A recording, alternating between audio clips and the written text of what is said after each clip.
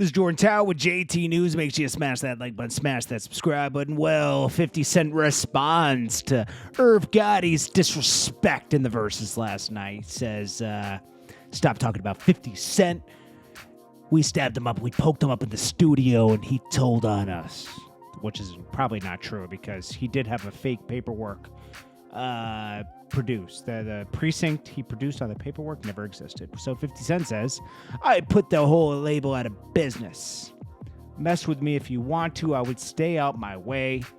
If I wasn't me, ha ha ha, green light gang. Now, in this, he was able to take Ja Rule and them out of business because, first of all, Ja Rule isn't the greatest diss rapper that Irv Gotti claims he is. You know, they went around dissing people. DMX was, okay? 50 was in position to take him out. He had Eminem, Dre, they backed him, so he was the hottest artist out here. 50 Cent has an actual history in the streets, unlike Ja Rule and Irv Gotti. They were connected to somebody who 50 Cent had beef with that had history in the streets, right? So 50 Cent strategically picked them apart as they were facing a Fed case in connections with the person Supreme, who was the guy who had the connections in the streets that 50 Cent had beef with. So it was a big mess. It was a perfect storm to take Ja Rule, Irv Gotti, and the whole label down, and he did. Now, later, he had beef with Fat Joe and Jadakiss. It didn't really, spill into their business where it hurt them. It was awkward. The Cameron thing was awkward because he kind of dismantled Dipset in a sense where Jim Jones and Cameron already weren't getting along 100% because Jim Jones had taken off with Ballin and everything. So when Cameron stepped out and battled 50 Cent without telling Jim Jones and Juelz, they took offense to it because they have their own careers under Dipset, and they didn't really want to take that on at the moment, and they felt like they were betrayed by Cameron for doing that, and they sided with 50 Cent. They showed up at a show with 50 Cent within 2 weeks of them dissing each other. Now, in that sense, 50 looked like he won that, okay? Even though Cameron put up a good fight with that too. 50 just had a nice video to go with it. So did Cameron's was good too, but 50's song was a little bit better. Anyways, moving on. Then he had a beef with who? Kanye West, a sales beef. Kanye won that. And then Rick Ross beef. Rick Ross survived it and won it because 50 Cent didn't go hard enough. So 50 Cent's not flawless out here. Let's not get it wrong. But he was Irv Gotti can't really speak because 50 Cent won that one, you know?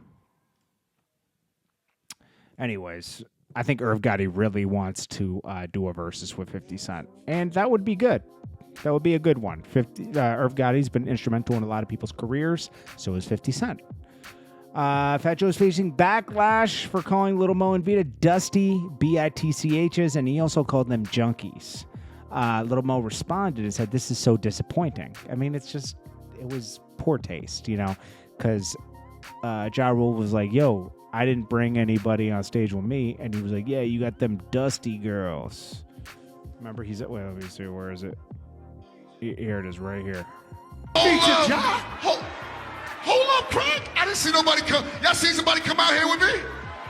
Oh, them I mean either. You gotta go to the crack house to find them bitches. Hold up, but let me tell you something, Craig. I heard you say something about. Respectful of Fat Joe to do that. Fat Joe lost miserably after doing that. Bad karma. Anyways, then we got Quavo. He's taking credit for the triplet flow on an interview with, what's her name? I want to give her credit. Wow. I'll just blow it up. What's her name? Taylor Rooks. She spoke to Quavo about large influence Migos had on rap and hip-hop, she says. And Quavo takes credit for the triple flow. Stop taking credit for things that you were influenced by, Quavo. Quavo, you guys are solidified, okay? But stop, okay? Honestly, this comes from 3 6 Mafia. comes from the whole group, okay? It does not come from you. It's influenced by Bone Thugs and 3-6 Mafia. Someone claims they got Stunna for Vegas chain. This guy is a walking lick. This is the fourth time. The fourth time he's lost a chain. It looks fake anyways. Look at it. I'm sorry. You know, no disrespect. You got to get it how you live, okay? But those are them like bang 'em chains. You get at the, they solder a few, they weld a few letters together and sprinkle some diamonds on it with some glue, and you're out the door. All right. So this guy signed a QC. His name is Duke Deuce. I think he's pretty talented. Anyways, Duke Deuce was shooting a video in Memphis, and while he was on live, shots rang off. He signed a QC. He's got a lot of energy, though. But anyways, he's talking real reckless on that, like, yo, this ain't Hollywood.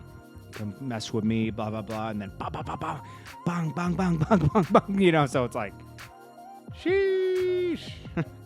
I'll try to link this one below so you can check it out, because I can't really link it here because it's too graphic.